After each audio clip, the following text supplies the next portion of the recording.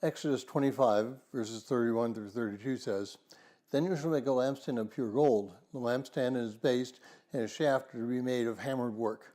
Its cups, its bulbs, and its flowers shall be of one piece with it. 6 branches shall go out from the sides, 3 branches on the lampstand from one side, and 3 branches on the lampstand from the other side."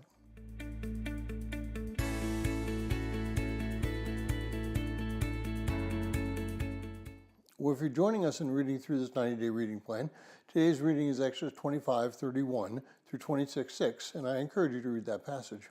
Now, as you read through the description that Moses gives concerning the tabernacle, you must be struck by the idea of the exactness of the plans. Just look at the description for the golden lampstand. It's clear that only an artisan could make such lampstands. And it also tells you the beauty that God desires for mankind to see while worshiping Him. Now, part of the result of the Protestant Reformation in the Western Church was the removal of all religious items which were in the churches. Only a Bible and a cross were supposed to be displayed in the most radical churches of the Reformation. That follows today, where most Protestant churches do not have much ornamentation, and those that do limit that reputation or representation to the cross or the Holy Spirit. And this begs the question about why in the Old Testament is God's glory displayed in such grandeur, and according to the Reformation Fathers, He wants His places of worship to be bland. I think the reason is because of a fear on the part of these fathers. They think that they may become idolatrous if they have other things in the church. In the 7th through the 8th centuries of the early church, the same type of thinking was very rampant.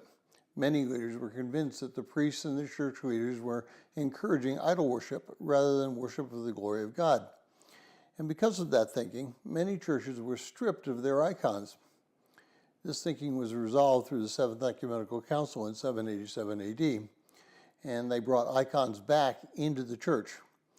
The argument raised its head again during the Protestant Reformation. Well, if we worship something that's made out of material, that is idolatry. But if we let the beauty of something that is made draw us closer to God, that is not idolatry.